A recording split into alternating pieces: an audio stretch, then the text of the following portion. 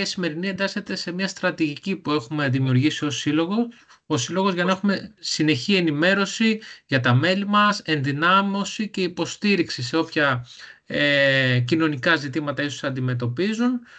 Και αυτό είναι και το διαζύγιο, ένα τέτοιο νομικό γεγονός, το οποίο αποτελεί και ένα βίωμα το οποίο είναι βαθιά ανθρώπινο και έχει όμως και μια ψυχολογική προέκταση.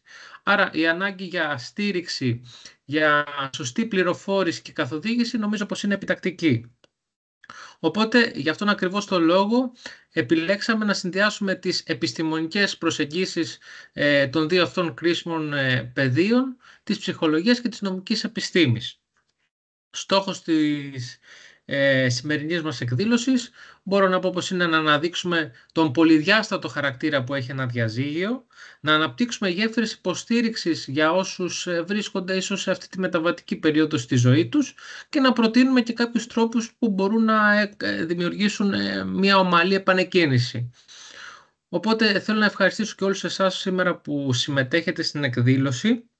Να σας ενημερώσω, επειδή τα webinar έχουμε πάρει μια απόφαση να ανεβαίνουν στο YouTube και να μένουν, ότι από τους τεχνικούς μας, από την εταιρεία που μας υποστηρίζει και τους ευχαριστώ, την Ονίμια Studio, θα μαγνητοσκοπηθεί η εκδήλωση, έτσι ώστε να μπορεί να ανέβει και στο κανάλι μας στο YouTube αλλά και στη σελίδα μας στο Facebook. Και εύχομαι να έχουμε ένα γόνιμο και ουσιαστικό webinar. Να δώσω το λόγο στους σημερινούς μας ομιλητές, στους οποίους τους ευχαριστώ ξανά, και να δώσω το λόγο στην κυρία. Δημήτρη, τι λες, να ξεκινήσει η κυρία της παρέας? Προηγούνται οι κυρίες, προηγούνται. Εννοείται.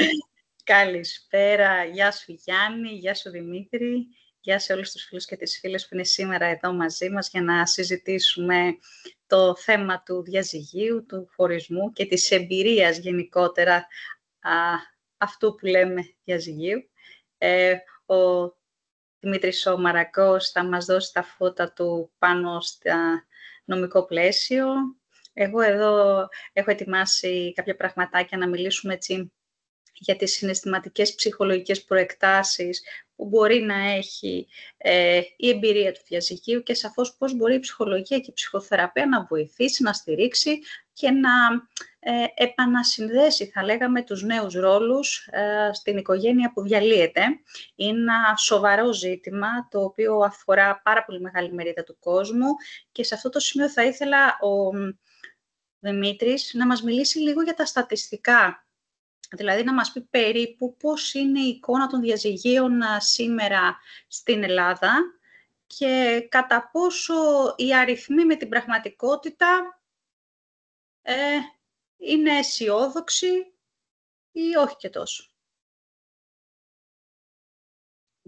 Η απάντηση εδώ δεν μπορεί να δοθεί με ένα ναι, όχι, με ένα νούμερο, η αλήθεια είναι αυτή.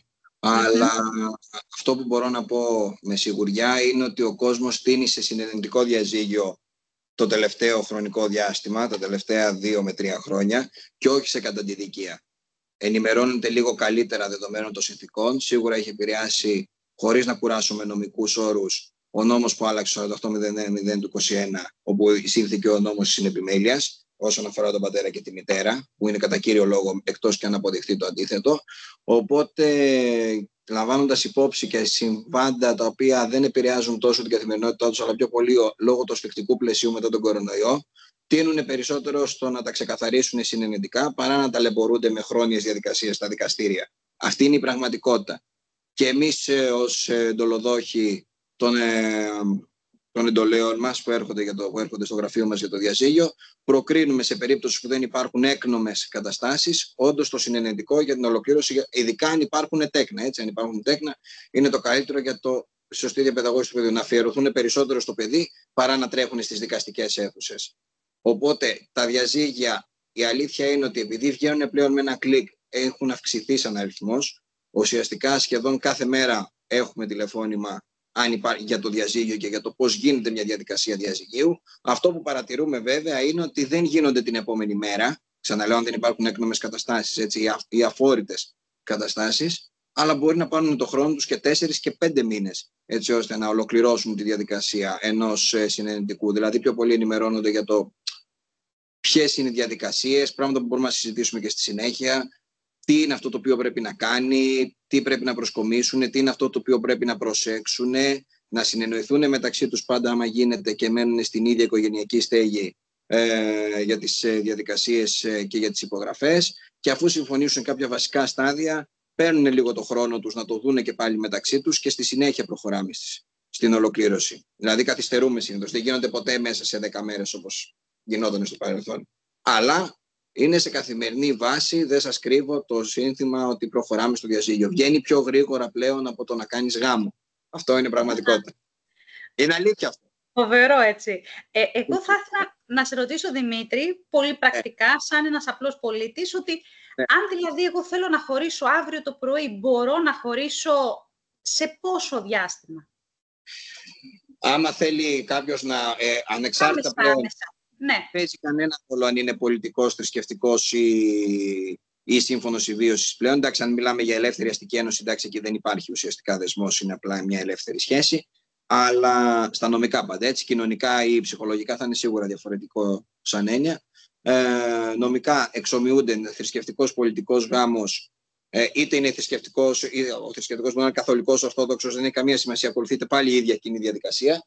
Και το σύμφωνο συμβίωσης είναι πιο γρήγορο γιατί γίνεται στο συμβολογράφο. Αν έχει σύμφωνο συμβίωσης, μπορεί να γίνει και την επόμενη μέρα θεωρητικά.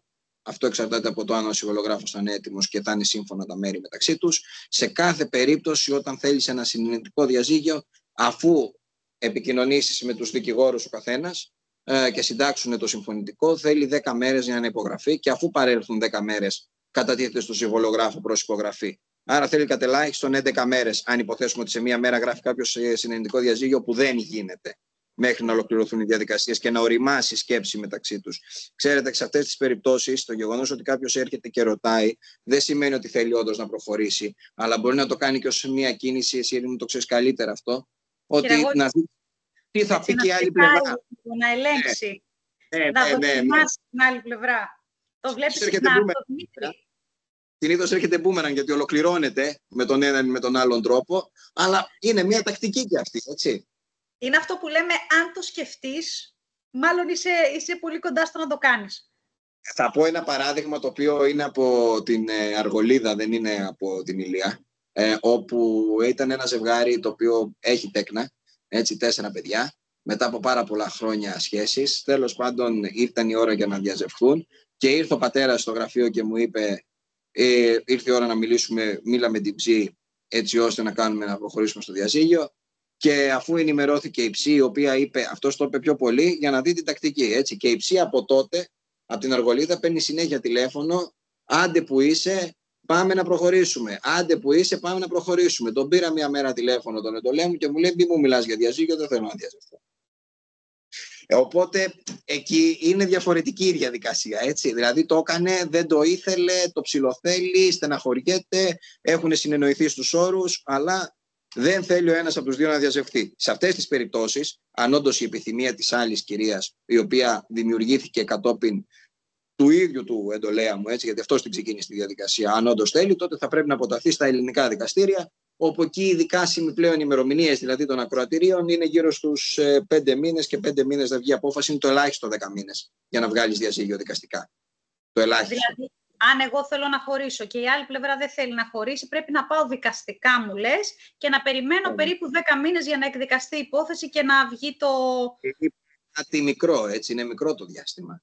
Ας πούμε, το καλοκαίρι πέρσι δίνανε γύρω στους 7 μήνες δικαστήριο και θέλει και άλλους 7 μήνες περίπου, 5 με 7 μήνες ο δικαστής για να βγάλει απόφαση σε διαζύγιο. Μπορεί να κάνει και ένα χρόνο αν είναι κατά τη δικία και είναι δύσκολο και βαρύ, έτσι.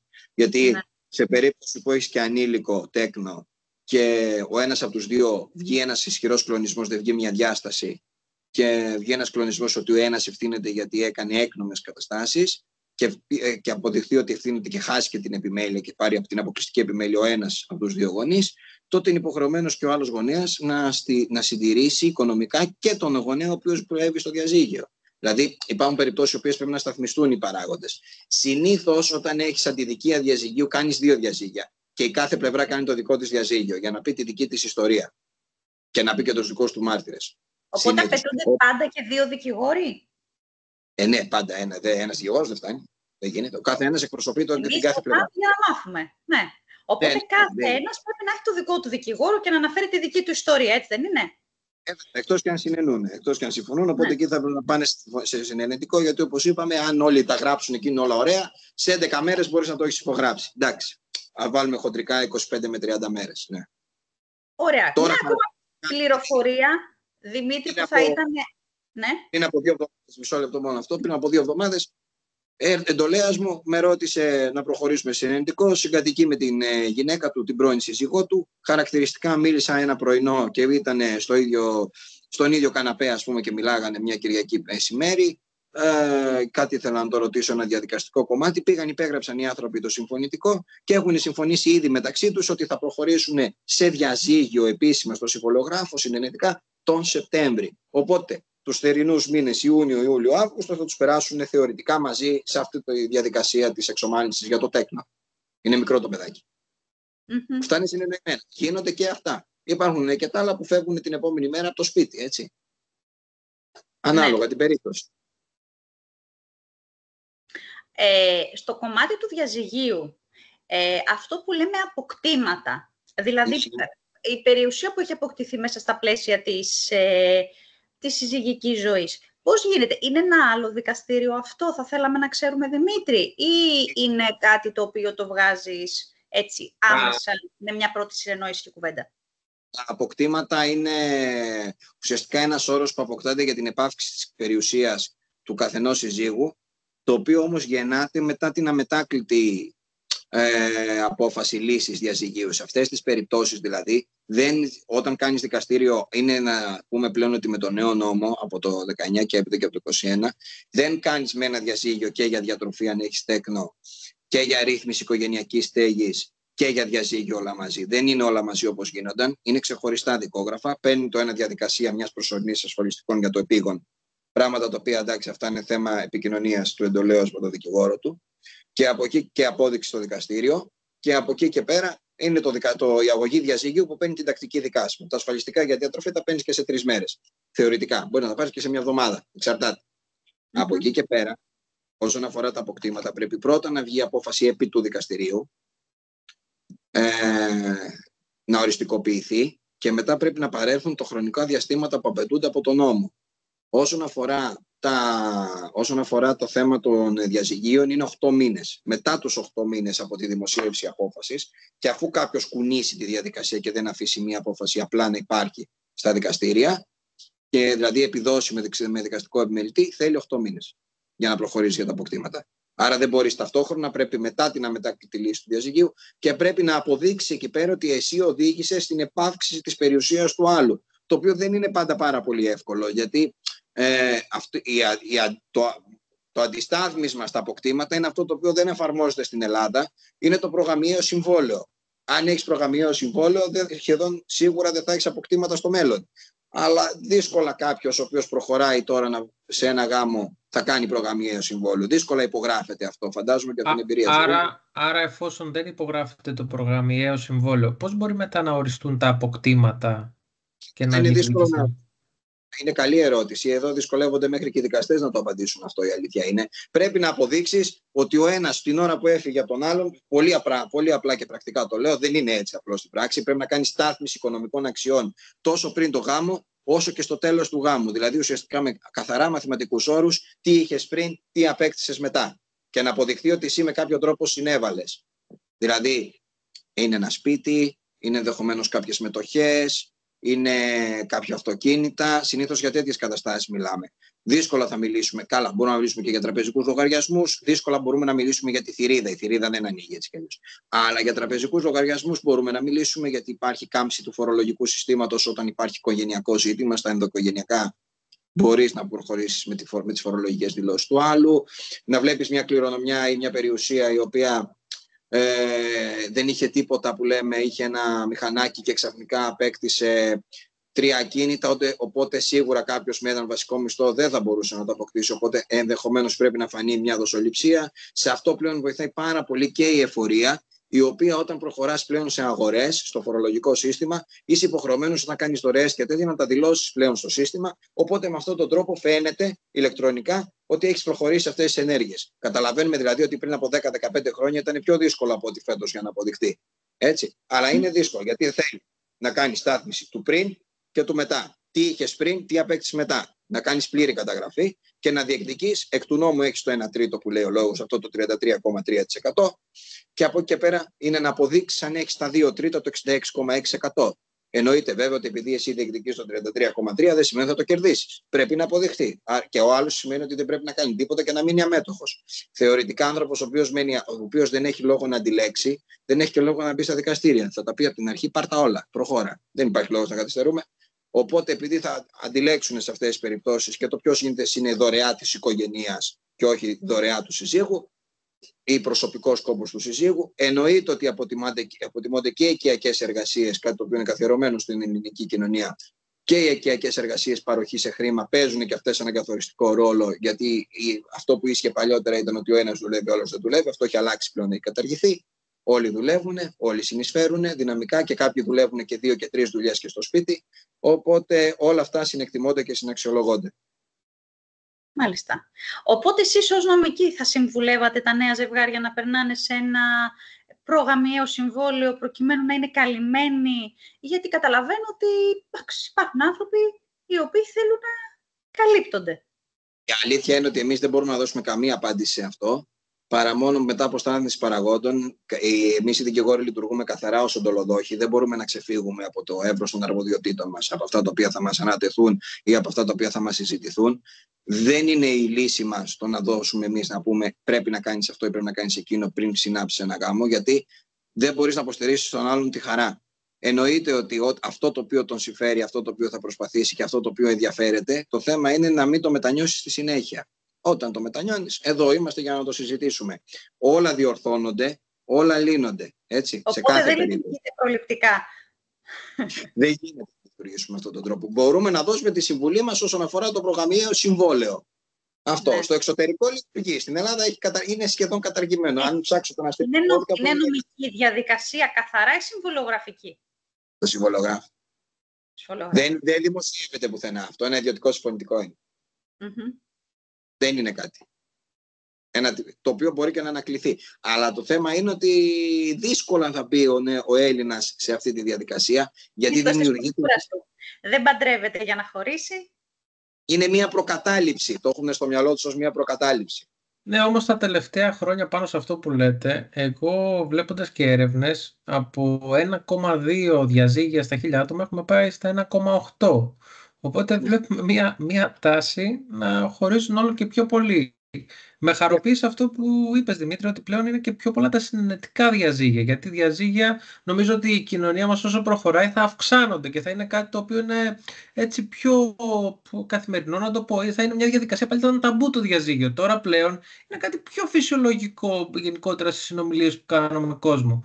Οπότε το σημαντικό νομίζω είναι, αν κάποιος δεν περνάει καλά, όπως το αντιλαμβάνομαι εγώ, να προχωράει σε αυτή τη διαδικασία, αλλά να είναι συνενετική και για τους δύο και για τα παιδιά αν υπάρχουν αντίστοιχα.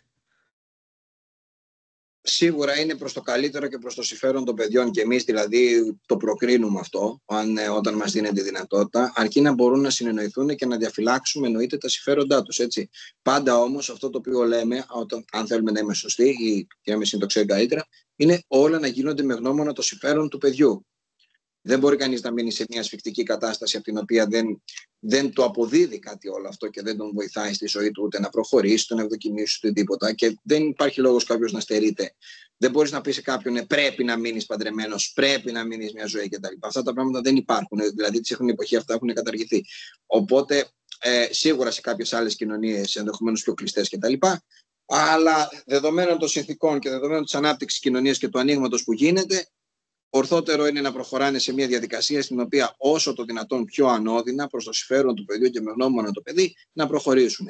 Πάντα το συνενετικό βοηθάει περισσότερο γιατί φεύγει μεγάλο άγχος, πίεση, χρόνος και έξοδα εννοείται από όλο αυτό. Άλλωστε σε ένα συνενετικό, αν το βάλουμε κάτω και το σταθμίσουμε, ακόμα και τα πεθερικά που λέμε, και είτε έχουμε ισχυρούς είτε χαλαρούς δεσμούς, και τα πεθερικά θα είναι δίπλα και θα στηρίξουν από το να πάνε να μαλλιοτραβηχτούν σε μια αίθουσα δικαστηρίων. Και το χειρότερο δεν είναι τα δικαστήρια. Να ξέρετε, είναι όλο το ενδιάμεσο μέχρι να πας στα δικαστήρια. Η πίεση και το άγχος που θα βιώνεις όλους αυτούς τους μήνες μέχρι να φτάσεις, με το αν ο άλλος πληρώνει, αν ο άλλος κάνει, αν οι άλλοι που πήγε, αν ο άλλος τι έκανε, όλα αυτές οι διαδικασίες ή πώς συμπεριφέρθηκαν, ενώ με το συνενετικό, όμορφα, ωραία, συναντιούνται, υπογράφουν μαζί και εννοείται ότι υπάρχει και διαμεσολάβηση πλέον για όλο αυτό το κομμάτι που είναι υποχρεωτική πλέον, είναι ένας νέος θεσμός όπου έρχονται για συμφιλίωση που λέμε και συζητάνε μεταξύ τους αν θέλουν να βρουν μια άλλη λύση πριν το δικαστήριο. Υπάρχει και αυτή η πιθανότητα εννοείται. Δυστυχώς αυτό έχει μικρή πιθανότητα, οπότε δεν ευδοκιμούν τόσο πολύ όσο στο εξωτερικό. Στο εξωτερικό έχει ακμάσει η διαμεσολάβηση. Στην Ελλάδα έχει πάει λίγο πιο πίσω, υπάρχει ακόμα αυτή η τάση προς τα δικαστήρια και γι' αυτό και παίρνουμε τόσες μακρινές δικασίμους. Δηλαδή, εμείς παρακαλάμε για 2 και 3 μήνες και μας δίνουν 5 και 7. Κάποτε παίρναμε και σε 15 μήνες, έτσι, ανάλογα την περίπτωση. Όντως όμως τα διαζύγια έχουν αυξηθεί γιατί είναι κάτι το οποίο δεν είναι τόσο δύσκολο να γίνει. Ξαναλέω, είναι με ένα κουμπί, με ένα πάτημα ενός κουμπιού πλέον μπορεί να γίνει. Και δεν είναι τόσο κακό αυτό απαραίτητα, ειδικά όταν δεν υπάρχουν καλές καταστάσεις, όταν υπάρχουν έκνομες καταστάσεις. Είναι δύσκολο να ταλαιπωρείται κάποιος, μια ψυχή γι' αυτό. Πόσο μάλλον όταν είναι και παραπάνω από μία, έτσι. Δημήτρη, ήθελα να σε ρωτήσω αν υπάρχει, έτσι όπως το βλέπεις εσύ από τη δική σου τη μεριά ως νομικού, μια διαφοροποίηση ανάμεσα στον τρόπο τον διαφορετικό με τον οποίο διαχειρίζονται την κατάσταση για την εμπειρία του διαζυγίου οι γυναίκες και οι άνδρες και παρένθεση, αν έχεις εσύ ως τώρα την εμπειρία διαζυγίου ομόφυλου ζευγαριού. Γιατί εγώ έχω εμπειρίες ομόφυλων ζευγαριών που θέλουν να περάσουν στο διαζύγιο και από ό,τι έχω ακούσει είναι λίγο πιο μπλεγμένη νομικά η κατάσταση, ειδικά όταν είναι ανάμεσα μεταξύ 2 γυναικών. Δεν έχει, επειδή είναι νέος ο νόμος όσον αφορά τα διαζύγια, γιατί τώρα ουσιαστικά από πέρυσι είναι που ξεκίνησε η διαδικασία με τα ομόφυλα ζευγάρια και μονιμοποιήθηκε και ισχυροποιήθηκε. Δεν έχει τύχει να έρθει στο γραφείο μου κάποια τέτοια περίπτωση όσον αφορά αυτό το κομμάτι. Το θεωρώ πάρα πολύ λογικό να μπορούν να ξεκινήσουν και έπρεπε να έχει ξεκινήσει νωρίτερο ο θεσμός για τα ομόφυλα ζευγάρια κατ' εμέ. Δηλαδή να έχει ξεκινήσει να ενεργοποιήσει. Είναι μετέωρο το πράγμα. Μα είναι παράλογο να μην υπήρχε. Από εκεί και πέρα, όσον αφορά τη διάκριση μεταξύ τι εντολέων ή εντολοδόχων. Δεν ξέρω, τη δική σου ματιά θα ήθελα. Και ως εντολέων και ως εντολοδόχων. Δεν μπορώ να το κρίνω, γιατί οι περισσότεροι κοιτάμε τα ίδια βασικά σημεία, ο καθένας με το δικό του τρόπο και στο τέλος καταλήγουμε πάνω κάτω στο ίδιο αποτέλεσμα. Βέβαια, ακόμα και αν καταλήξουμε στο ίδιο αποτέλεσμα, ο καθένας θα ακολουθήσει διαφορετική διαδικασία. Αυτό εξαρτάται από πάρα πολλούς παράγοντες. Πόσο γνωστός σου είναι αυτός ο οποίος έρχεται για το διαζύγιο. Το διαζύγιο δεν είναι καθαρά ένα κομμάτι, γενικά τα οικογενειακά. Δεν είναι ένα κομμάτι τελείως απρόσωπο, είναι ένα κομμάτι προσωπικό. Προσωποποιείται η κατάσταση. Δεν είναι μια εταιρεία η οποία χρωστάει ο ένας και κόβουμε ένα τιμολόγιο και πάμε και κάνουμε μια αγωγή. Είναι ένα κομμάτι στο οποίο το δικό μας τον κόσμο τον εξωτερικεύουμε και προσπαθούμε να τον πούμε σε όλο τον κόσμο έτσι ώστε να αποκτήσει σάρκα και οστά μια δικαστική απόφαση, μια πραγματικότητα έτσι όπως την έχουμε εμείς στο μυαλό μας. Αυτό για να εκφραστεί θέλει αρκετή ώρα και προετοιμασία με τον άνθρωπο ο οποίος θα τα εκφράσει, εμείς είμαστε αυτοί, οπότε και να ακουστεί αυτό στο δικαστήριο. Η σημασία εδώ πέρα είναι πόσο κοντά είσαι και πόσο το προσωποποιείς ή όχι. Δεν θα κρίνω μεταξύ των φίλων. Δεν έχω κανένα λόγο ούτε από την πλευρά των αντρών, είτε την πλευρά των γυναικών, είτε είναι εντολής, είτε είναι εντολοδόχοι. Ο καθένας κοιτάει τα δικά του και ακολουθεί τη δική του νότα. Αυτός ο οποίος είναι ο αδικημένος έχει περισσότερα να πει. Αυτός ο οποίος έχει αδικήσει έχει πάντα λιγότερα να πει.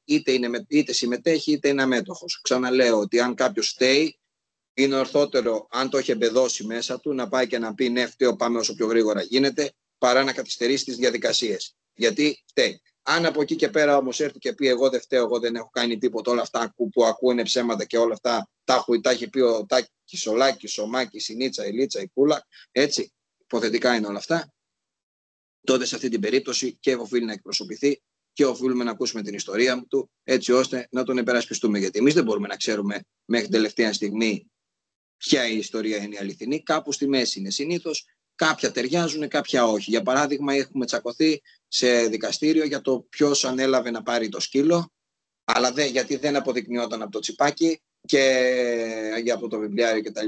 Και τελικά σε ποιον θα μείνει ο σκύλος. Δηλαδή, τσακωθήκαμε περισσότερο για το τελικά ο σκύλος, ο Κούκι εν προκειμένου, ποιανού ήτανε, και σε ποιον θα έπρεπε να μείνει, παρά για το μεταξύ τους αν υπάρχει κάποιο ζήτημα όντως που οδηγούνται σε διαζύγιο, γιατί έχουν και ένα παιδί 17 χρονών. Πήγανε στα δικαστήρια μετά από 17 χρόνια ανήλικου τέκνου. Δηλαδή το παιδί θα δώσει πανελλήνιες. Οπότε δεν μπορώ να. Άρα ποιος είναι ο πιο σύνηθις λόγος, έτσι πως τα έχεις δει από την εμπειρία σου? Αν δεν υπάρχουν έκνομες καταστάσεις τις οποίες δεν τις βγάζεις εύκολα, είναι πολύ δύσκολο να τις πεις. Πρέπει να το πιέσεις λίγο και καλό είναι να λέγονται οι έκνομες καταστάσεις. Όταν λέω έκνομες εννοώ παραβατικές καταστάσεις, έτσι. Το οποίο είναι το πιο στενάχωρο. Συνήθως είναι αυτό το οποίο λένε τώρα συμφωνία χαρακτήρων, να το πω διαφορετικά, δεν το λέμε εμείς σαν όρο, ότι ολοκληρώθηκε, έκανε το κύκλο του και η κατάσταση μες στο σπίτι είναι ασύμφορη. Δεν τα βρίσκουμε, δεν συνεννοούμαστε για τα πολύ βασικά. Άρα εκεί σε μια τέτοια διαδικασία πάνε και σε ένα συνενετικό, φαντάζομαι, διαδίκτυο. Ναι, αυτό είναι το πιο σύνηθες. Ναι. Δηλαδή η κατάσταση στο σπίτι είναι αφόρητη. Είναι συνήθως. Αυτό είναι το πιο σύνηθες πλέον. Μέσα σε αυτό το μανδύα μπορεί να υπάρχουν και άλλα. Το πρώτο που σου λένε είναι αυτό. Μπορεί μετά να ακολουθήσουν και άλλα. Υπάρχουν και εξωσυγικές σχέσεις που είναι πάρα πολύ κατά κόρον, αλλά ακόμα και εξωσυγικές δεν οδηγούνται απαραίτητα σε δικαστήριο, αλλά και αυτές σε συνενετικό πάνε. Σε διαζύγιο πάνε συνήθως με κατά τη δική όταν υπάρχουν παιδιά και δεν τα βρίσκουν στη διατροφή, για να πούμε την αλήθεια. Πάνω σε αυτό που είπες. Στις έκνομες καταστάσεις δεν μπορεί να βγει συνενετικό των πραγμάτων. Με τις εξωσυγικές σχέσεις, για παράδειγμα. Ένας άντρας, μια γυναίκα λέει, ας πούμε, ότι μου φέρθηκες πισόπλατα και τα λοιπά και τώρα εγώ θα κάνω το διαζύγιο για να σε τιμωρήσω και να στα πάρω όλα, ας πούμε. Δηλαδή, στην καθομιλουμένη, νομίζω και εσύ θα έχεις ακούσει αρκετά τέτοια πράγματα πάνω στο θυμό του ενός ή του άλλου. Η πρώτη κουβέντα που ακούς είναι αυτή. Ναι. Και σου λέει, πίεσε και εσύ σαν δικηγόρος να του τα πάρουμε όλα και αυτό που μου έκανε ο άτιμος, η άτιμη και δεν με σεβάστηκε κτλ. Μετά εσύ είσαι αναγκασμένος να ψάξεις να δεις πώς θα διεκδικήσεις περιουσιακά στοιχεία για τον εντολέα σου. Πρώτα, τι θα σε πιέσει, ας πούμε. Πρώτα απ' όλα, όταν ένας άνθρωπος έρχεται και λέει αυτά, αν θέλουμε να κάνουμε σοβαρά τη δουλειά μας, λέμε πάντα έτσι, οφείλουμε να τον ηρεμήσουμε, να τον ακούσουμε, να τα βγάλει από μέσα του, να δούμε τι πραγματικά θέλει. Συνήθως ένας άνθρωπος που μιλάει έτσι, η κυρία Μεσίνη το ξέρει καλύτερα, τον θέλει ακόμα τον άλλον άνθρωπο. Οπότε, σε αυτές τις περιπτώσεις, και αν δεν τον ήθελε δεν θα σχολιόταν, θα έλεγε δεν με νοιάζει τίποτα. Και εδώ είναι η ερώτηση που έκανα πριν, αλλά ο Γιάννης την έκανε έτσι λίγο πιο ωραία, πιο περιγραφικά. Οι άντρες ή οι γυναίκες είναι πιο εκδικητικοί? Έτσι, από την εμπειρία σου. Δεν μπορώ να απαντήσω σε αυτό. Δεν δίνουμε φίλο. Είναι political correct ο Δημήτρης. Political correct. Γυναίκες.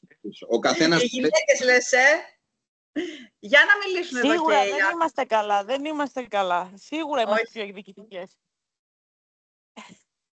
Έχω συναντήσει όμως εγώ, αν κατάλαβα καλά, ότι και οι άντρες είναι πάρα πολύ εκδικητικοί. Είναι και οι άντρες πολύ εκδικητικοί. Δεν έχει να κάνει με αυτό που λέει ο Δημήτρης, δεν έχει να κάνει με άντρας-γυναίκα, έχει να κάνει με το πρόσωπο και το τι του έχει συμβεί, μάλλον. Σίγουρα, απλά θεωρώ ότι κάποιοι είναι λίγο πιο πολύ, τα κρατάνε λίγο πιο πολύ μέσα τους, δεν μιλάνε, οπότε ξεσπάνε με διαφορετικό τρόπο, πιστεύω. Γι' αυτό είναι αυτή η εκδίκηση που λέμε. Ναι. Εσύ, Γιάννη, τι πιστεύεις?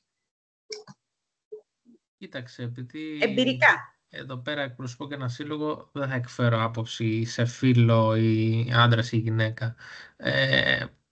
Καλό είναι να μην τα ξεχωρίζουμε τη σημερινή εποχή. Σίγουρα καλύτερα άποψη έχει ο Δημήτρης, γιατί τα βλέπει και τα λοιπά από άμεση υπόσταση. Χαίρομαι που δεν τα έτσι δημοσιοποιεί και τα λοιπά.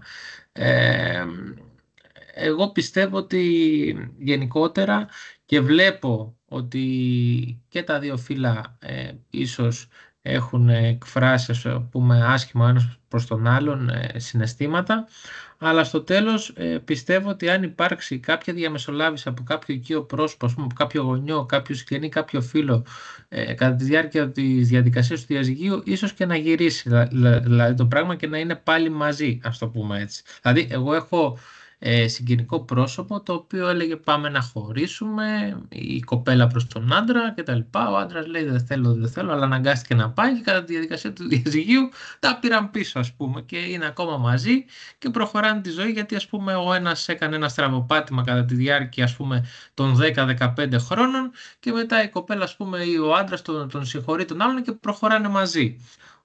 Οπότε έχω δει εγώ και αυτή τη διαδικασία που ίσως είναι σε μια άτυπη διαμεσολάβηση από το συγγενικό φιλικό περιβάλλον, και γύρισε η κατάσταση στο 90 που λέμε, πριν, ας πούμε, φύγει για δικαστήρια. It's okay. Εμένα με φοβίζει το κομμάτι αυτό που πάνε σε ένα δικηγόρο, κυρίως οι κοπέλες, γιατί συνήθως οι άντρες χτυπούν τις κοπέλες και τις έχουν κάνει, ας πούμε, κάποια παραβατική συμπεριφορά και ντρέπονται να το πούν. Οπότε, Δημήτρη, εγώ θέλω λίγο και σε αυτό το κομμάτι, επειδή με το Σύλλογο προσπαθούμε να σπάμε τη σιωπή και τα στερεότυπα, να μας πεις, ας πούμε, κάποιο περιστατικό, πώς εκφράστηκε από την κοπέλα, δηλαδή θα κάνετε πρώτο ραντεβού, δεν θα το είπε, δεύτερο, τρίτο κτλ. Δηλαδή, εκεί ο δικηγόρος έχει και ρόλο ψυχολόγου, από ό,τι καταλαβαίνω, σε ένα ποσοστό, ας πούμε. Και πρέπει να το πει αυτό για να μπορέσει και εσύ μετά να διεκδικήσεις και πιο πολλά πράγματα για αυτή, φαντάζομαι, στα δικαστήρια. Βέβαια.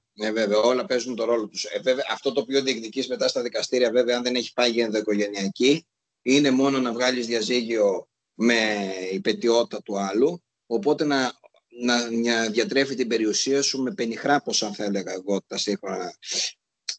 Τα ποσά τα οποία καταβάλλονται πλέον στα ελληνικά δικαστήρια δεν είναι τόσο μεγάλο όσο θα έπρεπε για μένα, με τις ανάγκες που υπάρχουν πλέον για τη διαβίωση ανθρώπων και τέκνων. Έτσι. Σε αυτό έχουν παίξει ρόλο η οικονομική κρίση γενικά. Δηλαδή, για δώσ' μας κάποια παραδείγματα, ας πούμε. Είναι πολύ σχετικό. Το θέμα σε εμάς είναι ότι κάποια είναι μετρημένα κουκιά. Θα σου πω. Για να σου απαντήσω πρέπει να μου πεις. Ο ένας παίρνει τόσα, ο άλλος παίρνει τόσα. Θα σου το πω αμέσως το ποσό. Εγώ τυχαίνει να το βγάζω γιατί πέφτω και μέσα. Αλλά δεν είναι η δουλειά μου να βγάλω το ποσό εγώ. Το βγάζει ο δικαστής μετά από στάθμιση. Αυτό που μπορώ να πω ως φόρμουλα είναι πόσα έχει ο ένας, πόσα έχει ο άλλος, πόσα χρειάζεται το παιδί, διαιρώ. Κάπως έτσι περίπου. Συν πλην κάποιες άλλες ανάγκες που υπάρχουν σε παραμέτρους. Προσωπικά χρέη, δάνεια κτλ. Εννοείται ότι εξοβελίζονται, προέχει το παιδί και μετά. Δηλαδή, δεν πάει να παίρνεις 1.000 ή 300 ο άλλος και εσύ να έχεις 1.200 χρέη, πάλι θα πληρώσεις για το παιδί, γιατί ο άλλος δεν μπορεί να το ζήσει μόνος του. Δηλαδή, το γεγονός ότι έχεις χρέη περισσότερα από όσα βγάζεις, δεν σημαίνει ότι δεν πρέπει να πληρώσεις για τη διατροφή σου. Δεν μπορεί κάποιος γονιός να πληρώσει. Δεν μπορεί εκ των πραγμάτων. Δεν μπορεί, παύλα δεν θέλει. Γιατί αν έχει βγει από το δικαστήριο να πληρώσει ένα ποσό, σημαίνει ότι ο δικαστής κρίνει ότι μπορεί, άρα και αυτός πρέπει να μπορεί, ας πούμε. Μπορεί να κυνηγήσει τους ανιώντες, να πάει στα πεθερικά, στον πατέρα και στη μάνα. Στους παππούδες που λέμε. Ή στα αδέρφια. Μπορεί να κυνηγήσει τους ανιώντες.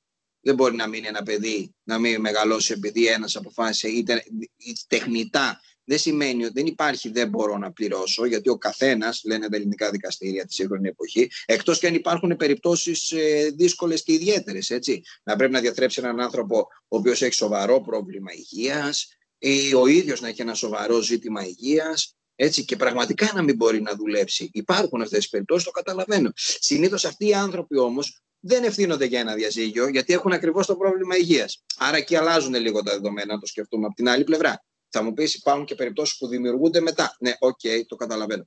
Άνθρωποι οι οποίοι δεν δουλεύουν και ζουν με επίδομα, λέει το δικαστήριο, ανάλογα την ηλικία, ότι είναι ικανοί να δουλέψουν, έτσι. Οπότε, από τη στιγμή που είναι ικανοί να δουλέψουν, τότε μπορούν να πληρώνουν. Αν δεν θέλουν να πληρώσουν αυτοί, τότε κινδυνεύουν με καταδικαστικές αποφάσεις παραβίασης μιας δικαστικής απόφασης σε ποινικό δικαστήριο, έτσι. Το οποίο έχει ζήτημα γιατί είναι αυτόφορη διαδικασία όσον αφορά τη στέρηση διατροφής.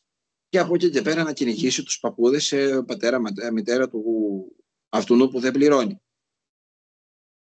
Όσον αφορά τώρα το κομμάτι της ενδοοικογενειακής βίας, είναι κάτι το οποίο πρέπει να το πεις την ώρα που γίνεται. Εννοείται ότι οποιαδήποτε ώρα και στιγμή θα κινήσει μια διαδικασία αυτεπάγγελτη, δηλαδή κατευθείαν θα κινήσει, και με το μανδύα της ενδοοικογενειακής πλέον έχουν προχωρήσει πάρα πολλές εισαγγελικές, με αποτέλεσμα να έχει κολλήσει και το σύστημα στην εισαγγελία, γιατί έχουν βαφτιστεί τα περισσότερα ενδοοικογενειακοί, δεν είναι, κρίνονται στη συνέχεια, γιατί τα περισσότερα, να ξέρετε, τα παίρνουν πίσω μετά από 2 και 3 χρόνια καθυστέρησης εκδίκασης των υποθέσεων. Τα περισσότερα ποινικά υπάρχουν απαλλαγές στις ενδοοικογενειακές. Άμα πάρει πάρα πολλές καθυστερήσεις, ηρεμεί το θυμικό μέσα και σταματάνε αυτά. Δύσκολα πας σε μια καταδικαστική. Κάποτε ήταν στα τριμελή πλημελιωδικεία, τώρα κατέβηκε λόγω του νέου νόμου του 24, κατέβηκε στα μονομελή πλημελιωδικεία για να πηγαίνει πιο γρήγορα. Οι ενδοοικογενειακές προηγούνται άλλων ποινικών υποθέσεων. Είναι δύσκολο να αναφερθούν. Αυτό είναι το θέμα. Ο νόμος άλλαξε, όπως είδαμε πέρσι το Καραμπινάτο παράδειγμα, ήταν με το γιατρό που με το που το έμαθε πήγε και το δήλωσε, κάτι το οποίο δεν ίσχυε στο παρελθόν. Είδαμε ότι με το που όποιος έλαβε γνώση και ενημέρωση έπρεπε να προχωρήσει, αλλά δεν φτάνει μόνο η γνώση, πρέπει όντως το θύμα να επιβεβαιώσει, εκτός και αν συνάγεται καραμπινάτα από περιπτώσεις. Αν έχουμε βία, η βία δεν είναι απαραίτητα σωματική, υπάρχουν και άλλες μορφές βίας, έτσι. Η πιο ξεκάθαρη στο μυαλό μας είναι η σωματική βία, η οποία μπορεί να φανεί και με μια ιατροδικαστική. Συνήθως σε ενδοοικογενειακές, όχι συνήθως, άμα είσαι ενδοοικογενειακή, προβαίνεις και σε μια ιατροδικαστική, έτσι ώστε ο ιατροδικαστής να σε ελέγξει, να αξιολογήσει ότι έχεις, ας πούμε, αιμόλοπες, ότι έχεις χτυπήσει ή οτιδήποτε. Έχει έρθει και βιασμό στο γραφείο, έχουν έρθει διάφορες περιπτώσεις. Καλό είναι να γίνονται γρήγορα αυτά. Σε εμάς δεν τα λένε με την πρώτη, δυστυχώς. Πρέπει να περάσει αρκετό χρονικό διάστημα. Ένα πράγμα το οποίο είναι σημαντικό είναι αυτός ο οποίος ακούει την ιστορία, όποιος είναι αυτός, όποιος είναι, να μπορεί να καταλάβει πού είναι το λάθος. Κάπου στην ιστορία, όταν υπάρχει ενδοοικογενειακή και δεν το λέει, κάπου κάτι δεν κολλάει. Μια ερώτηση πάνω σε αυτό που λες.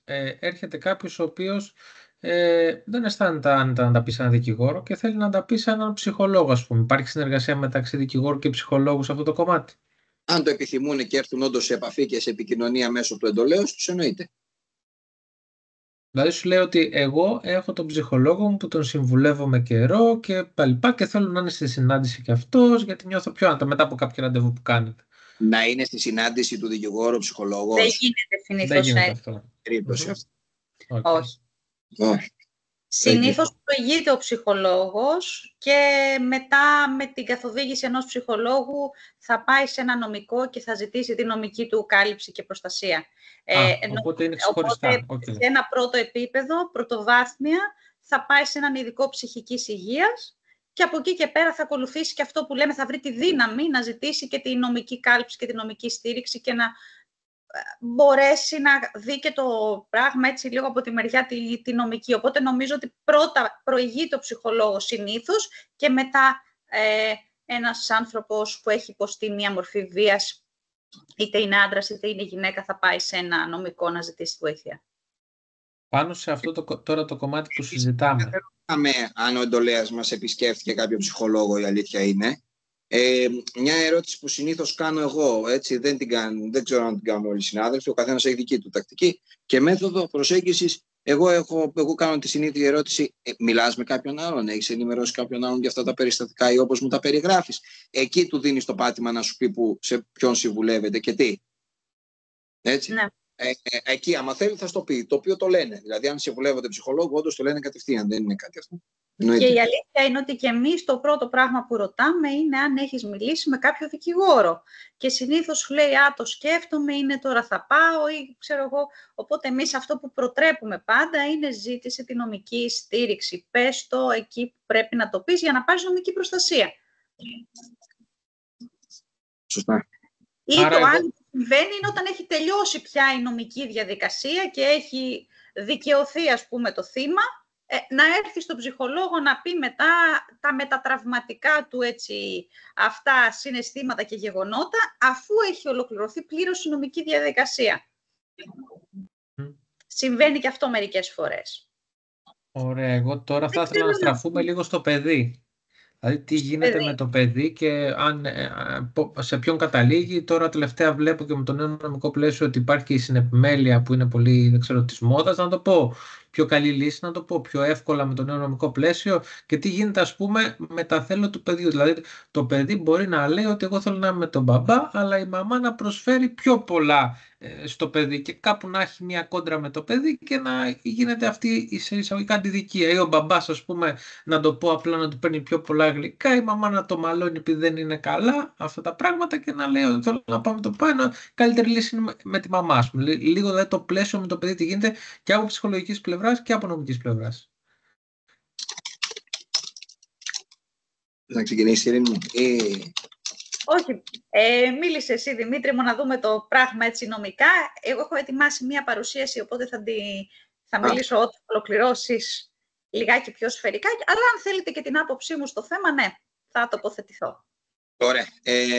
Όσον αφορά το θέμα της συνεπιμέλειας, πράγματι με το 48.00 του 2021 εισήχθη αυτή η καινοτόμως διάταξη, η οποία έλεγε για την δυνατότητα της συνεπιμέλειας. Υπάρχει διάκριση μεταξύ της συνεπιμέλειας από τους νομικούς όρους στη Γερμανία, λειτουργική συνεπιμέλεια και νομική συνεπιμέλεια.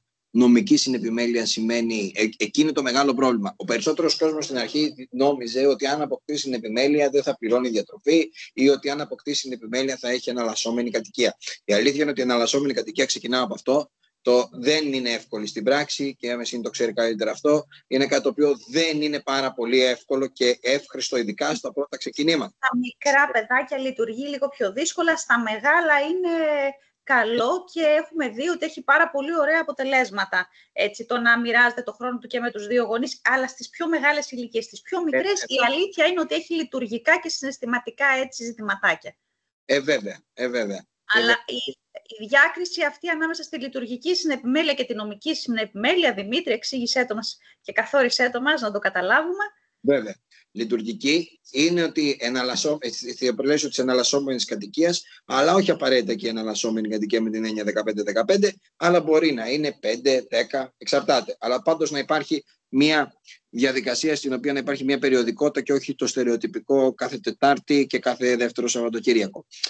Πλέον εντάξει, έχει μπει και το Viber, έχουν μπει και τα μέσα κοινωνικής δικτύωσης, στο οποίο μπορεί ο πατέρας ή η μητέρα να μιλάει με το παιδί ανάλογα ποιος έχει το μεγαλύτερο πλαίσιο όσον αφορά την επικοινωνία και έτσι να διευκολύνεται αυτό.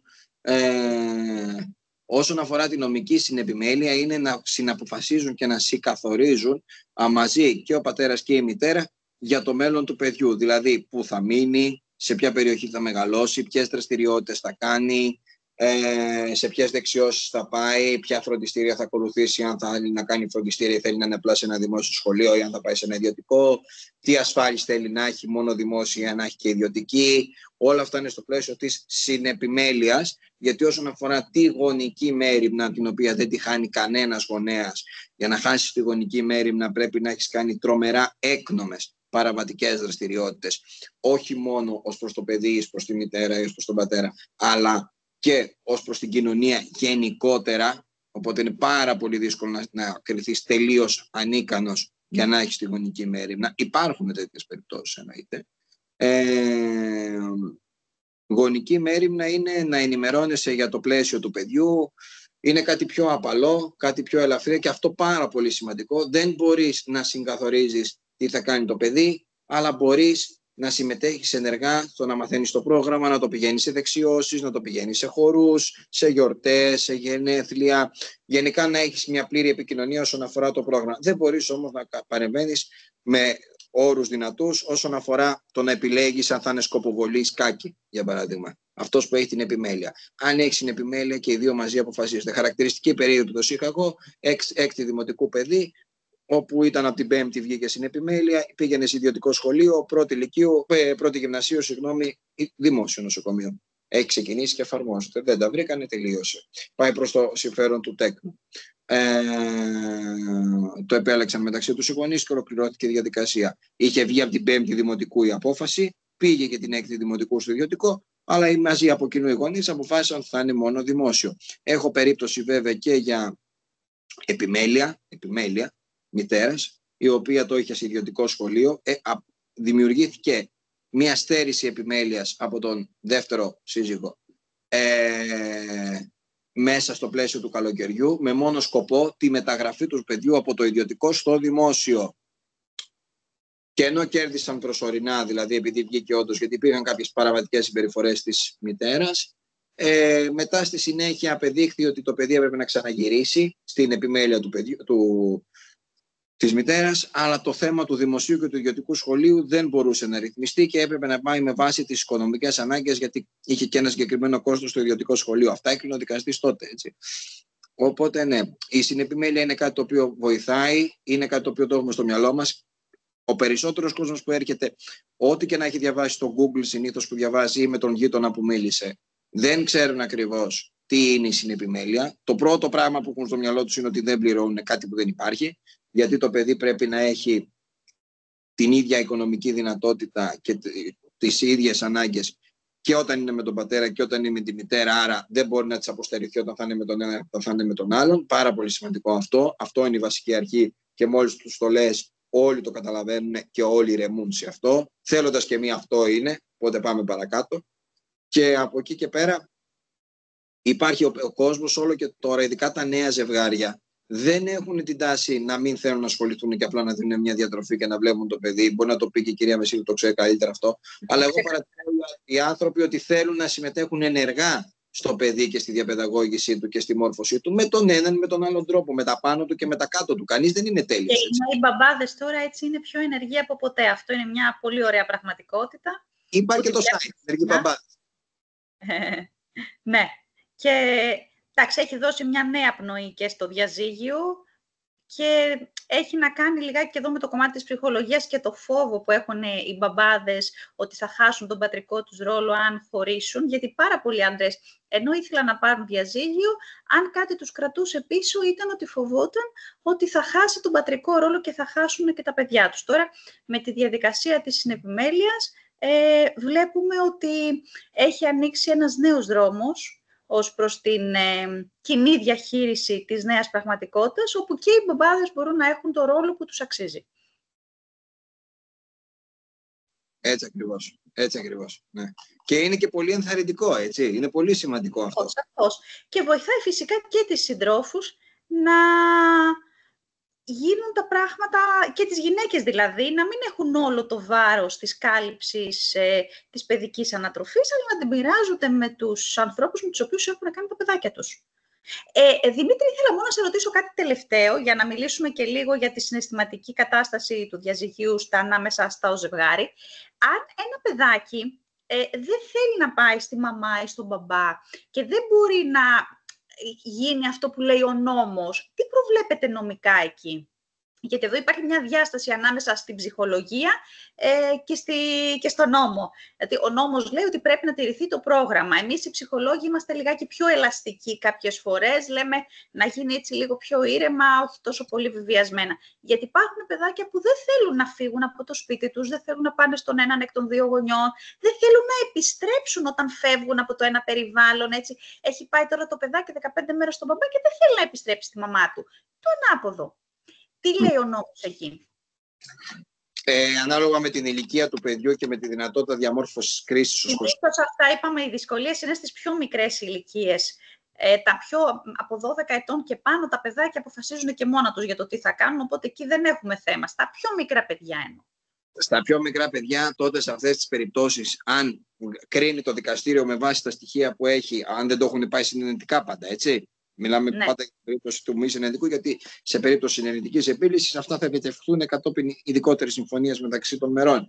Σε περίπτωση που έχει πάει δικαστικά και το δικαστήριο με το εισφερθέν υλικό έχει κρίνει ότι το παιδί πρέπει να πηγαίνει, αλλά τελικά αποδεικνύεται ότι ο πατέρας ή η μητέρα είναι επικίνδυνος ή επικίνδυνη για το τέκνο, και αυτό είτε δεν απεδείχθη, είτε απεδείχθη ελαφρώς πλημελώς ή δεν υπήρχε και προέκυψε, τότε σε αυτές τις περιπτώσεις πρέπει να κάνει ο άλλος ασφαλιστικά μέτρα, ακριβώς για να αλλάξει αυτή την κατάσταση λόγω του εκατεπήγοντος, ή να προχωρήσει με εισαγγελική παραγγελία, ώστε ο εισαγγελέας να εμβαθύνει όσο δυνατόν περισσότερο σε όλα αυτά και να δημιουργηθεί ένας φάκελος στον οποίο δεν θα λάβουμε ποτέ γνώση ούτε οι πληρεξούσιοι δικηγόροι στο τέλος της βραδιάς, ούτε η εντολής. Δεν μπορεί κανένας να δει το πλήρες φάκελο του εισαγγελικής, παρά μόνο ενημερωνόμαστε για τις εισαγγελικές διατάξεις και παρακολουθούμε αν θα παρακολουθεί κάποιος κάποια ψυχολογική υποστήριξη.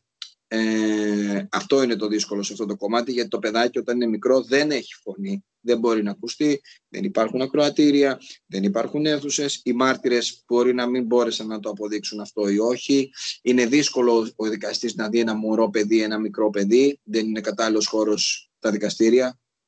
Άμα είναι μετά τα 12 είναι κάτι το οποίο είναι πάρα πολύ εύκολο, αν και συνήθως και αυτό εξαρτάται από το δικαστή αν θα το δεχτεί ή όχι, άλλοι δέχονται, άλλοι όχι. Θέλει είτε ασφαλιστικά μέτρα, άρα πάλι δικαστήριο, είτε θέλει εισαγγελική παραγγελία, γιατί αν παραβιάζει δικαστική απόφαση, τότε μπορεί πάρα πολύ εύκολα να καλέσει την άμεση δράση και να προχωρήσει σε ποινική διαδικασία, η οποία είναι και αυτή αυτεπάγγελτη. Αν το παιδί είναι μεγαλύτερο, τώρα είναι 14-15 και πάει η αστυνομία και πει δεν θέλω, η αστυνομία θα πει είπε το παιδί δεν θέλω, δεν την εκτελώ. Είναι άλλο. Όταν το παιδί είναι 7 χρονών είναι διαφορετικό. Είναι τόσο μικρή ηλικία, είναι τόσο τρυφερό όλο αυτό, το οποίο ενδεχομένως και να μην μπορεί να αποδειχθεί. Βέβαια, αυτό το οποίο στηρίζει τον νόμο σε αυτές τις περιπτώσεις είναι ότι και ένα παιδάκι όντως 7 χρονών μπορεί να μην έχει την κατάλληλη δεξιοτεχνία και λόγω της ηλικίας του να ξέρει να διακρίνει αν αυτό είναι καλό ή αν αυτό είναι κακό. Αυτό είναι κάτι το οποίο εμείς οι γονείς ή οι συγγενείς ή οποιοσδήποτε πρέπει να το φέρει εις πέρας και να βοηθήσει σε αυτό. Οπότε η διαδικασία είναι ασφαλιστικά και εισαγγελική. Δεν είναι εύκολο. Δηλαδή, αλλιώς θα πρέπει να εκτελεστεί. Και το χειρότερο σε αυτές τις περιπτώσεις είναι ότι αν κάνεις παραβίαση δικαστικής απόφασης, κινδυνεύεις να μπει αυτόφορο. Αν μπει αυτόφορο, δείχνουν μια ανοχή σε αυτό. Γιατί ποιος θα μείνει με το παιδί μετά. Το μεγάλο άγχος είναι ποιος θα μείνει με το παιδί όταν ο άλλος το πάει αυτόφορο. Πολύ βαρύ αυτό. Δεν υπάρχει εγκατάλειψη εκεί, επειδή έχω ρωτηθεί. Είναι εγκατάλειψη. Δηλαδή, τώρα που τις κάναμε πριν 2 εβδομάδες έγινε αυτό, Κυριακή μεσημέρι. Αστυνομικό τμήμα Κυψέλης, 3 η ώρα. Πάμε για αυτόφορο για παραβίαση δικαστικής απόφασης. Εμφανίζεται 11 η ώρα το βράδυ, εξαφανισμένη η μητέρα. Εμφανίζεται 11 το βράδυ, την παίρνει ο εισαγγελέας, την απελευθερώνουν κτλ. Πάει ο άλλος 12 και 1 και μου λέει να πάρω για εγκατάλειψη. Γιατί του λέω, γιατί μου λέει αφού ήταν στο αυτόφορο και δεν τη βρήκαμε, δεν στοιχειοθετήθηκε εγκατάλειψη. Εντάξει, έγινε. Δεν είναι έτσι, εντάξει. Δεν μπορεί να τρέχει μια διαδικασία και επειδή καπελώνει την άλλη κατευθείαν, επειδή δημιουργείται αυτό το χάσμα, να λες ότι έχεις εγκατάλειψη. Δεν έχεις εγκατάλειψη, έχεις μια νομική διαδικασία που τρέχει και άλλη απλά κρύφτηκε προφανώς με το παιδί. Εκεί και η απάντηση που έδωσα εγώ τότε στον εντολέα μου, δεν το κρύβω, του λέω: έχεις σκεφτεί γιατί 2 μέρες τώρα δεν έχεις μιλήσει με το παιδί? Μήπως να εστιάσουμε σε αυτό παρά να εστιάσουμε στο αν υπάρχει εγκατάλειψη ή όχι, που δεν υπάρχει εγκατάλειψη γιατί το παιδί ήταν Κυριακή μεσημέρι και το παιδί πήγε σχολείο Δευτέρα πρωί. Άρα δεν έχεις εγκατάλειψη, το παιδί υπάρχει, ούτε εξαφάνιση έχεις. Άρα το παιδί που ξέρει ότι πήγες και το έψαξες και πήγες στο σχολείο, γιατί δεν σε πήρε τηλέφωνο? Άρα δηλαδή πρέπει να μπούμε και σε αυτές τις διαδικασίες για να βοηθήσουμε λίγο περισσότερο. Εκεί εξαρτάται με το αν ο άλλος θέλει να το καταλάβει ή όχι, έτσι. Προφανώς. Δεν είναι πάντα εύκολο. Όχι, όπως φαίνεται. Είναι ένα προσωπικό ζήτημα, το οποίο δεν τη θα σέβεται. Δεν ηρεμεί αυτό. Αυτό είναι το προσωπικό κομμάτι. Το προσωπικό δεν είναι κάτι το οποίο μπορείς να το λύσεις εύκολα. Τους καταλαβαίνω όμως, δεν μπορώ να το κρίνω. Εμείς τη δουλειά μας κοιτάμε να κάνουμε και να βοηθήσουμε όσο περισσότερο γίνεται. Μάλιστα. Δεν ξέρω, Δημήτρη, αν έχεις ολοκληρώσει, αν θέλεις να πεις κάτι άλλο, αν θέλει κάποιος άλλος να ρωτήσει από τους παρευρισκόμενους, ο Γιάννης. Αλλιώς να πάμε και στο δικό μου έτσι λίγο κομμάτι της ψυχολογικής διαχείρισης του διαζυγίου, γιατί βλέπω ότι έχει περάσει και ο χρόνος μας. Έτσι, πολύ να ευχαριστήσουμε και τον Δημήτρη καταρχάς για την όρεξη και την λεπτομερή ανάλυση που μας έκανε. Ναι, εγώ πραγματικά ενημερώθηκα, γνωρίζω κάποια πράγματα που δεν γνώριζα. Ελπίζω να μην μου χρειαστούν ακόμα πλέον. Πολύ περιεκτικός ο Δημήτρης.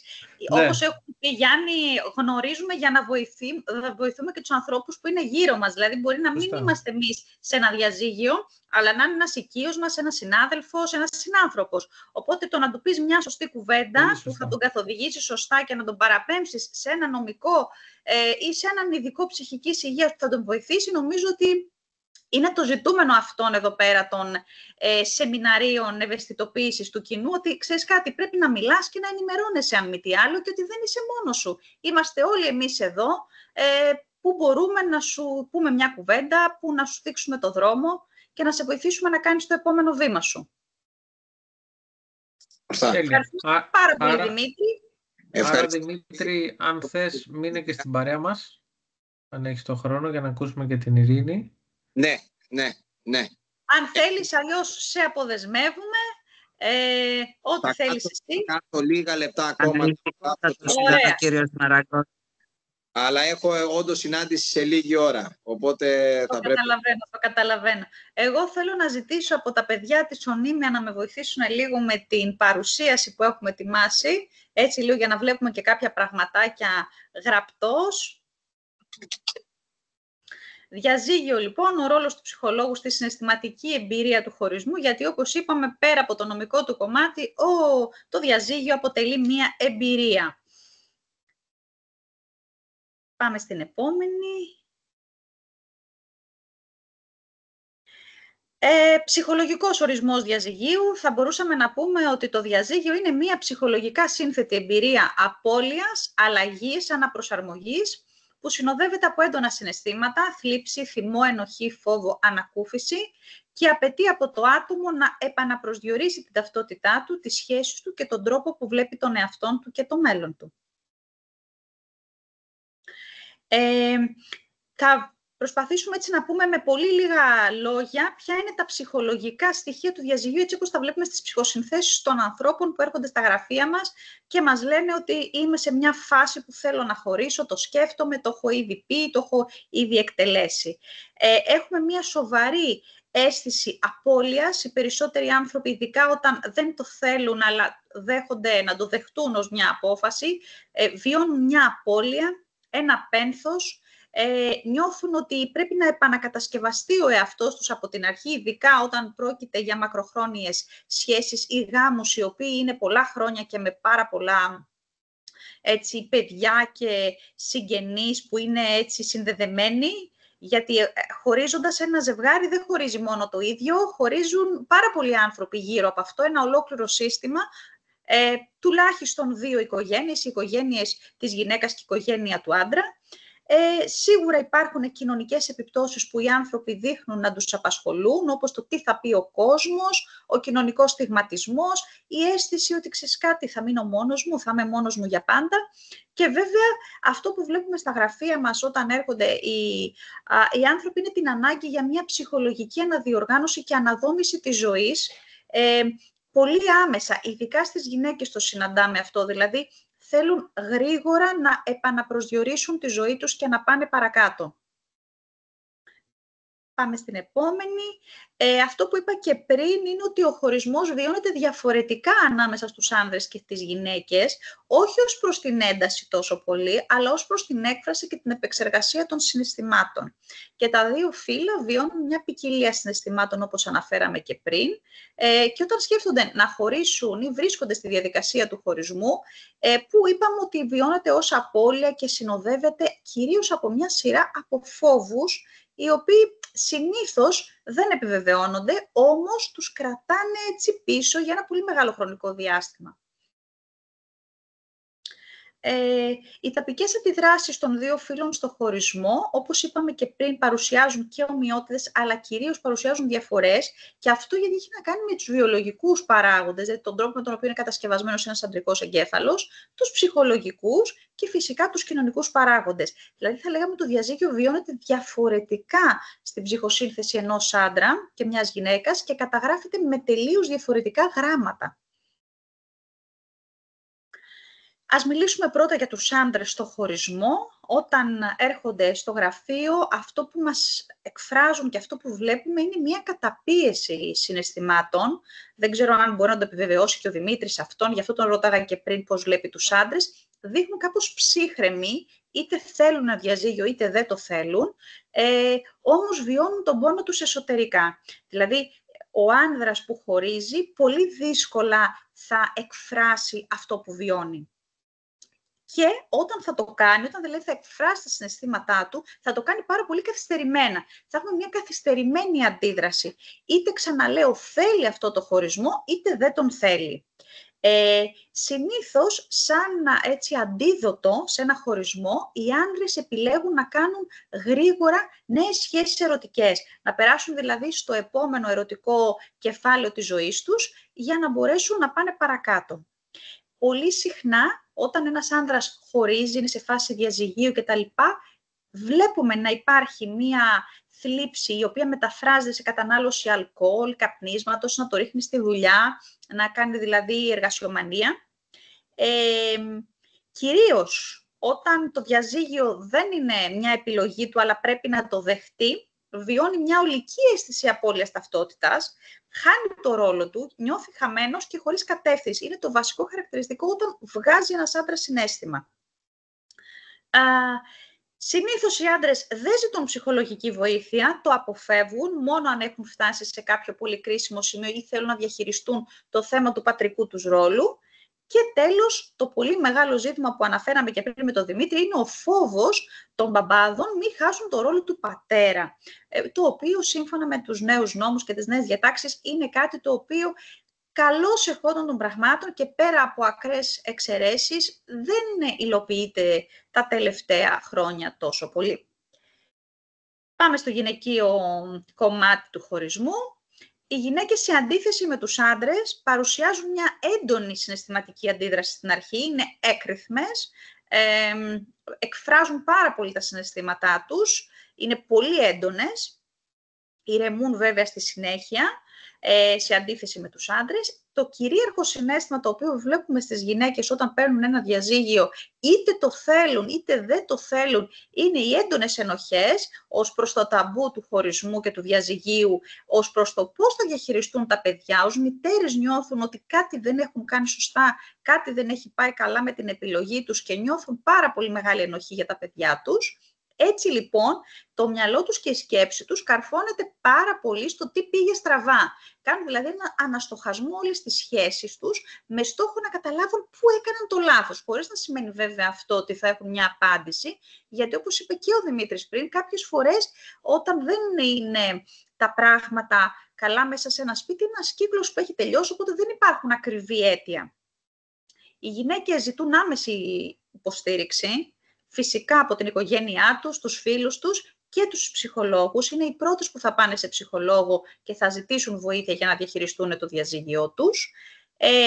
Μακροπρόθεσμα παρουσιάζουν μια επιφυλακτικότητα στη δημιουργία νέων σχέσεων, το καθυστερούν, ίσως γιατί πρώτα θέλουν να επουλώσουν τα τραύματά τους τα παλιά και βέβαια χρειάζονται ένα χρόνο για να δημιουργήσουν μια κατάσταση προσωπικής εξέλιξης, να πατήσουν λίγο στα πόδια τους και να βρουν λίγο ξανά τον εαυτόν τους. Συνήθως έτσι γίνεται στις γυναίκες.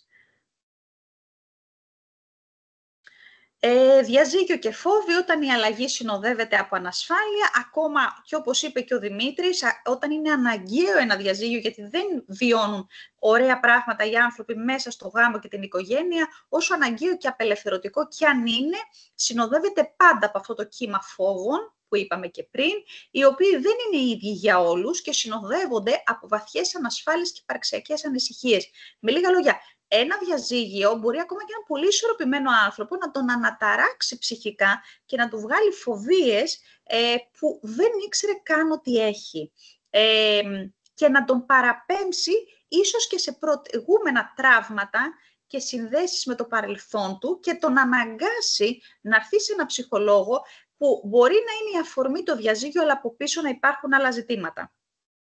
Οι φόβοι μετά από ένα διαζύγιο σε καμία περίπτωση δεν δείχνουν αδυναμία χαρακτήρα ή προσωπικότητας. Είναι το φυσικό κομμάτι μιας βαθιάς αλλαγής στη ζωή και μπορούν σαφέστατα να γίνουν η αφετηρία για την προσωπική ενδυνάμωση του ατόμου. Άρα όλοι οι άνθρωποι που χωρίζουν βιώνουν αδυναμία, ανασφάλεια, όμως αυτό είναι ένα πολύ πολύ φυσικό κομμάτι και αυτό πρέπει να το κρατήσουμε.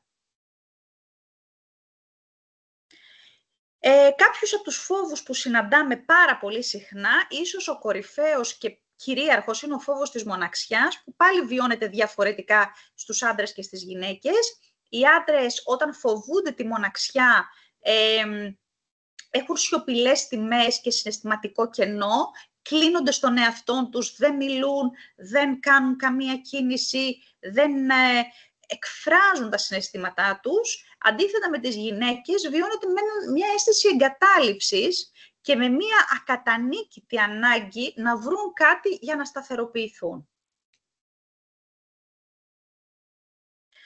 Άλλος ένας φόβος που προκύπτει, ένας υπαρξιακός φόβος, είναι αυτός της απόρριψης και το αίσθημα της ανεπάρκειας, ότι δεν είμαι αρκετός. Στους άντρες είναι ξεκάθαρο ότι ένα διαζύγιο τους βγάζει μια αίσθηση αποτυχίας, ακόμα και αν δεν φταίνε οι ίδιοι, ακόμα και αν δεν έχει πάει κάτι στραβά σε σχέση με αυτούς, και τους δημιουργεί ένα υπαρξιακό κενό, θα λέγαμε, όσον αφορά την ταυτότητά τους, ότι δεν είμαι αρκετός, τι πήγε λάθος, όχι μόνο σε σχέση με τον εαυτό τους, αλλά σε σχέση με τις επιλογές τους. Η γυναίκα συνήθως κάνει αυτοκριτική και αρχίζει να βιώνει μια ανασφάλεια ως προς την αξία της σε ένα γενικότερο επίπεδο. Στη γυναίκα δηλαδή βγαίνει με μια μεγαλύτερη ανασφάλεια που μπορεί να είναι πιο γενικευμένη σε ό,τι μπορεί να καταφέρει, ενώ στους άντρες είναι πιο στοχευμένο στο ότι δεν είμαι αρκετός, έχω αποτύχει και ούτω καθεξής. Άλλος ένας φόβος, πάρα πολύ έτσι κρίσιμος και κοινός και για τα δύο φύλλα, είναι ο φόβος για το μέλλον. Το διαζύγιο ουσιαστικά οριστικοποιεί μια κατάσταση που πλέον έχει τελειώσει, ανοίγει ένα νέο κεφάλαιο και ο άντρας το παρουσιάζει με μια διανοητική, θα λέγαμε, δυσκολία στο να φανταστεί και να επανασχεδιάσει τη νέα του ζωή, τη νέα του πραγματικότητα. Του φαίνεται πάρα πολύ δύσκολο αυτό να το ξαναχτίσει από την αρχή, ειδικά μετά από πολλά χρόνια γάμου. Η δε γυναίκα εκφράζει αυτό το φόβο της για το μέλλον μέσα από το να εμπιστευθεί. Να ξαναχτίσει κάτι από την αρχή με ένα καινούριο σύντροφο. Ενώ δηλαδή οι άντρες προσπαθούν να βρουν νέες σχέσεις, χωρίς βέβαια να φαντάζονται την επόμενη σύντροφό τους, ότι με αυτήν θα φτιάξουν τη ζωή τους, μπαίνουν γρήγορα σε νέες σχέσεις. Οι γυναίκες φοβούνται να συνδεθούν πραγματικά με νέους συντρόφους και φοβούνται να εμπιστευτούν ξανά οποιονδήποτε άλλο.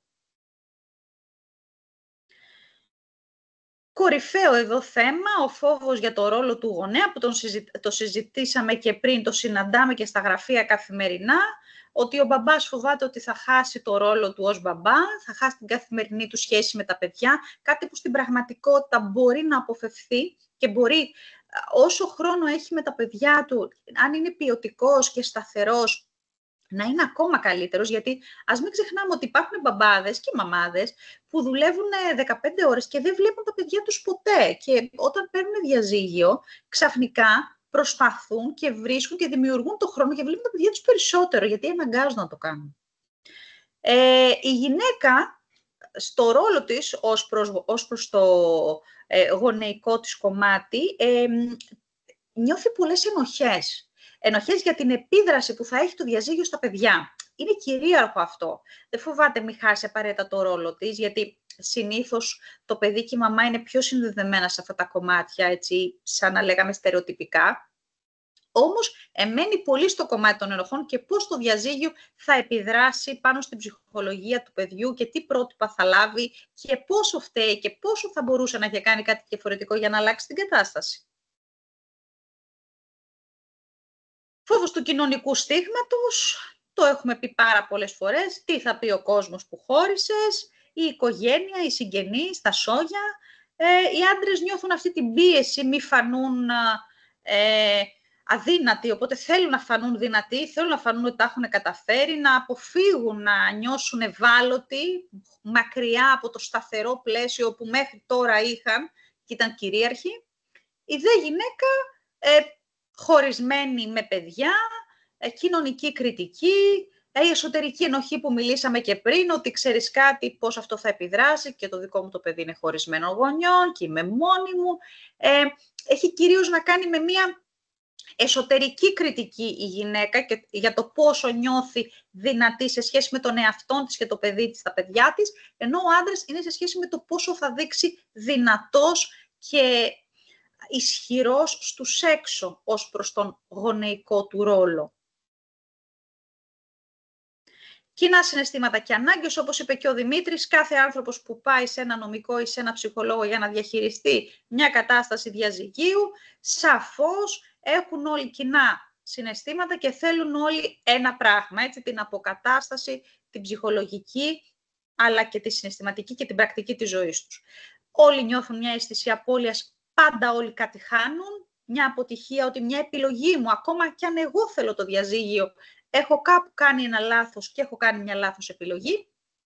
Είναι βέβαια όλα σε ένα πρώτο επίπεδο αυτά, όσο περνάει ο καιρός και συνήθως στα 2 χρόνια ένα διαζύγιο ψυχολογικά, αν όλα πάνε καλά, έχει επουλωθεί. Οπότε ό,τι έχουμε πει μέχρι τώρα είναι για το πρώτο διάστημα, έτσι, από τη στιγμή που ένα ζευγάρι θα το πει, θα το ανακοινώσει, μέχρι και 24 μήνες μετά, όπου όλη η πραγματικότητα πραγματικά έχει μπει σε μια σειρά, αν όλα είναι καλά.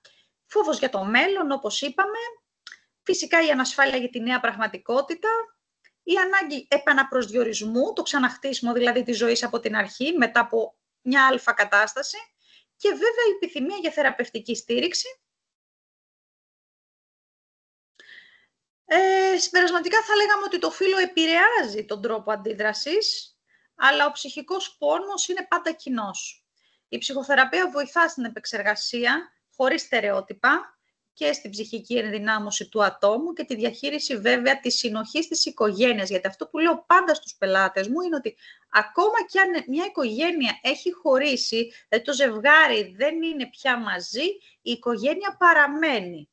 Είναι πάντα οι γονείς και πάντα τα παιδιά, πάντα θα παραμένουν η οικογένεια, και αυτό οφείλουν να το σεβαστούν και να δουλέψουν ψυχοθεραπευτικά με μοντέλα τα οποία βοηθούν στη συνοχή της οικογένειας, ακόμα και αν οι δύο πλευρές συνεχίσουν, έτσι, και κάνουν και άλλες ζωές, και εκεί θα έχουμε τις σύνθετες οικογένειες που με τη δουλειά και τη σωστή, θα λέγαμε, καθοδήγηση μπορούμε να έχουμε πολύ ευτυχισμένους ανθρώπους. Σίγουρα βέβαια χρειάζεται χρόνος και όπως είπα η διετία είναι ένα σαφές χρονικό πλαίσιο για να στήσει κανείς κάτι καινούριο. Πώς βοηθά λοιπόν ο ψυχολόγος μετά το διαζύγιο? Ο ρόλος του ψυχολόγου είπαμε ότι είναι υποστηρικτικός, καθοδηγητικός και ενδυναμωτικός, τόσο για τους άνδρες όσο και για τις γυναίκες που βιώνουν το τέλος μιας σχέσης και τη δημιουργία μιας νέας αρχής. Και αν πραγματικά και ο άντρας και η γυναίκα έχουν τη στήριξη ενός ψυχολόγου, μπορούν πάρα πολύ γρήγορα, δηλαδή χωρίς να χάνουν πάρα πολύ χρόνο σε κλάματα, δράματα και φόβους που δεν ευσταθούν, να κάνουν ισορροπημένα, σταθερά βηματάκια προς μια πραγματικότητα που θα τους ταιριάζει περισσότερο. Η υποστήριξη στον άντρα περιλαμβάνει την ενίσχυση της συναισθηματικής του έκφρασης, γιατί όπως είπαμε δεν εκφράζονται οι άντρες, το να αναγνωρίσει το πένθος του και να διαχειριστεί τα κομμάτια της μοναξιάς που βιώνει, να επανεκτιμήσει τον πατρικό του ρόλο μέσα από μια νέα πραγματικότητα, να ενδυναμώσει την ταυτότητά του έξω από τη σχέση που έχασε και να καθοδηγηθεί στην υγιή επανασύνδεση με τον εαυτό του και με τη ζωή του και να κάνει τα επόμενα του βήματα.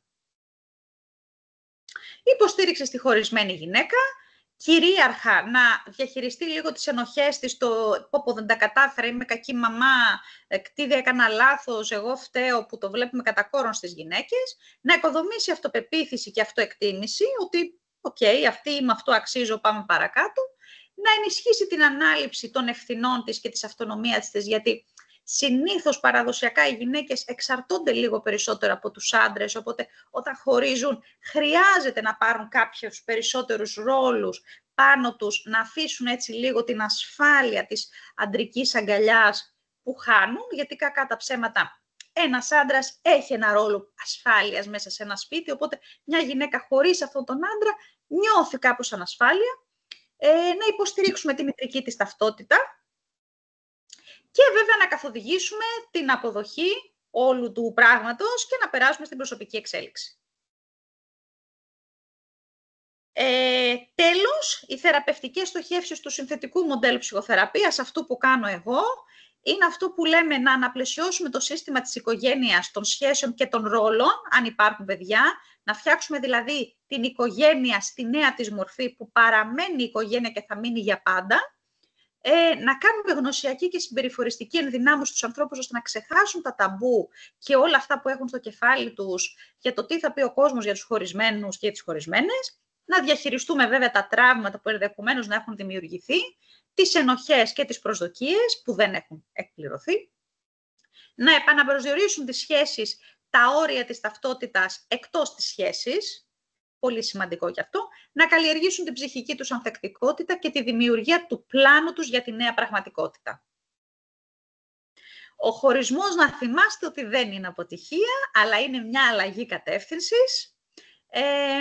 Είναι μέσα στη ζωή και αυτό. Έτσι ακριβώς, είναι μέσα στη ζωή. Πρέπει να το δεχόμαστε όσο πιο μαλακά μπορούμε και να μην ξεχνάμε ποτέ ότι όταν έχει δημιουργηθεί μια οικογένεια, ποτέ δεν θα πάψει να είναι οικογένεια. Πρέπει, ακόμα και αν οι άνθρωποι ζουν χωριστά, να κρατήσουν τα καλά πράγματα, να κρατήσουν την αγάπη που έχουν ο ένας για τον άλλο, να στηρίζουν αν υπάρχουν παιδιά ο ένας τον άλλο και με την αγάπη και την αποδοχή, όπου είναι πραγματικά, πώς το λένε αυτό, εφικτό, να συνεχίζουν. Γιατί νομίζω ότι η μεγαλύτερη πλειοψηφία των διαζυγίων έχει να κάνει με αυτό που λέει και ο Δημήτρης, την ασυμφωνία χαρακτήρων. Δηλαδή δεν υπάρχουν πολύ σοβαρά προβλήματα. Οι άνθρωποι, αν θέλουν και έχουν καλή διάθεση, μπορούν να τα βρουν και να είναι αγαπημένοι. Αυτά λοιπόν, να θυμόμαστε λοιπόν ότι ο χωρισμός δεν είναι αποτυχία, να φύγει αυτό το στίγμα, χώρισα, τι θα πει ο κόσμος και τι έπαθα, και να αλλάξουμε κατεύθυνση. Αυτά από μένα. Δεν ξέρω αν πολύ σημαντικό μήνυμα. Θα λίγο γρήγορα. Πολύ σημαντικό μήνυμα επέλεξες να αφήσεις για το τέλος, το ότι το διαζύγιο δεν είναι ταμπού, και κάτι τέτοιο θέλουμε να περάσουμε και ως σύλλογος, ότι σπάμε τα στερεότυπα, μιλάμε για τα προβλήματά μας, είμαστε στο 2025, εκφραζόμαστε, μιλάμε και συμβολευόμαστε τους ειδικούς για το κάθε ένα ζήτημα που ίσως αντιμετωπίζουμε. Έτσι ακριβώς. Και ζητάμε τη βοήθεια κατά την καθοδήγηση ειδικών και όχι όποιου να είναι, για να μπορέσουμε να κάνουμε σίγουρα και γρήγορα και ποιοτικά βήματα. Εμπιστευτείτε τους ειδικούς. Δεν έχουν τίποτα να χάσουν και δεν έχουν και τίποτα να κερδίσουν από αυτό που θα τους πείτε, οπότε θα λάβετε μια καλύτερη καθοδήγηση. Και φυσικά μπράβο σε σένα, Γιάννη μου, που αναλαμβάνεις αυτές τις πρωτοβουλίες έτσι, και δείχνεις την αμέριστη υποστήριξή σου σε μια μερίδα κόσμου που πραγματικά χρειάζεται βοήθεια. Είναι καθημερινά προβλήματα που όλοι έχουμε κάποιον στο συγγενικό ή φιλικό περιβάλλον και πρέπει μέσα από τέτοιες εκδηλώσεις να μπορούμε, όπως είπες και εσύ, να γνωρίζουμε κάποια πράγματα και να τους συμβουλεύουμε αρμοδίως. Εγώ σίγουρα σήμερα έγινα σοφότερος. Έγινα σοφότερος για το κομμάτι αυτό και μπορώ κάποιον έτσι λίγο να καταλάβω το πλαίσιο, το πώς νιώθει, το πώς αισθάνεται, πώς σκέφτεται όταν βρίσκεται κάτι διαδικασία του. Σκέφτομαι να πάω σε ένα ψυχολόγο για να μιλήσω για το πρόβλημά μου και μετά να ζητήσω και νομική κατοχήρωση του προβλήματος αυτού και να μπορέσω να προχωρήσω στην επίλυση αυτού του προβλήματος για να προχωρήσω και τη ζωή μου μπροστά. Δηλαδή, νομίζω ότι ο ρόλος ο δικός σου, ειδικά του ψυχολόγου, παύλα ψυχοθεραπευτή, επανασυστά έναν άνθρωπο μετά από ένα σημείο. Δηλαδή, του δίνει μέσα του φτερά. Εγώ έτσι το έχω καταλάβει γενικότερα, ότι παίρνει πραγματική και ουσιαστική βοήθεια σε πράγματα τα οποία ίσως δεν τα αντιλαμβάνεται πριν από μόνος του. Και σε ευχαριστούμε κιόλας και για την πολύτιμη βοήθεια που συνεισφέρεις και στο Σύλλογο και στην προσπάθεια που κάνουμε να ανοίγουμε ζητήματα τα οποία είναι ουσίας και φεύγοντας από την κάθε μία μας συνάντηση, κάθε ένας θα έχει πάρει πράγματα για τον εαυτό του, για τη ζωή του και θα έχει γίνει στο τέλος της ημέρας καλύτερος άνθρωπος. Πολύ ωραία. Θα τα πούμε την Κυριακή στο πάρτι του Συλλόγου, γιατί η καλύτερη ευαισθητοποίηση γίνεται στο από κοντά. Έτσι δεν είναι? Πάντοτε εγώ είμαι υπέρ της διαζώσης συνάντησης, ωστόσο τα εργαλεία τα ηλεκτρονικά, είδαμε και στον COVID, ότι μπορεί να συνεπικουρήσουν στη λειτουργία διαφόρων πραγμάτων. Έτσι και ο σύλλογός μας θα έχει και διαζώσεις παρουσία και εκδηλώσεις θα κάνουμε και webinar θα κάνουμε και θα χρησιμοποιήσουμε οτιδήποτε μπορούμε για να μεταφέρουμε το μήνυμα ότι η Ηλία μπορεί να αλλάξει, οι άνθρωποι της Ηλίας μπορούν να δημιουργήσουν μια κοινότητα αλληλοβοήθειας μεταξύ τους και οι φίλοι, ας πούμε, των μελών και της κοινότητας αυτών, και πραγματικά πιστεύω ότι οι γενιές αλλάζουν. Εμείς είμαστε αυτοί που δημιουργούμε το πλαίσιο της αλλαγής με τις πράξεις μας, με τις κινήσεις μας και με το χρόνο που αφιερώνουμε σε διάφορες τέτοιες εκδηλώσεις για να αντιληφθούμε κάποια πράγματα καλύτερα. Σας ευχαριστώ για το χρόνο σας, ευχαριστώ και τον κύριο Μαραγκό και την κυρία Μεσίνη, τους ειδικούς μας που ήταν σήμερα στο πλάι μας, και η Ειρήνη είναι από την αρχή και τα πρώτα μας βήματα στο πλάι μας, Να ευχαριστήσουμε για τον Λεωνίδα τον Μιχαλόπουλο και τον Θοδωρή τον Λακαδινό για την υποστήριξή του στην τεχνική, την ονίμια. Πολύ Φυσικά σωστά. εσένα που τα διοργανώνεις όλα και τα τρέχεις και μας ανοίγεις τα παράθυρα για να μπορούμε να επικοινωνούμε με τον κόσμο. Ανανεώνουμε το ραντεβού μας την Κυριακή. Κυριακή 7.30 η ώρα στο Gazi View. Είναι το μαγαζί δίπλα στο μετρό Κεραμικός, οπότε έχετε πρόσβαση και με τα μέσα. Ελάτε να γνωριστούμε, να συνομιλήσουμε και να αναπτύξουμε σχέσεις που μπορούν να δημιουργήσουν, όχι διαζύγια, αλλά σχέσεις αγάπης αυτή την Κυριακή. Έτσι. Ωραία. Να είστε καλά. Καλή ξεκούραση εύχομαι. Ευχαριστούμε. Καλή ξεκούραση. Καλό βράδυ. Ευχαριστούμε. Καλό βράδυ.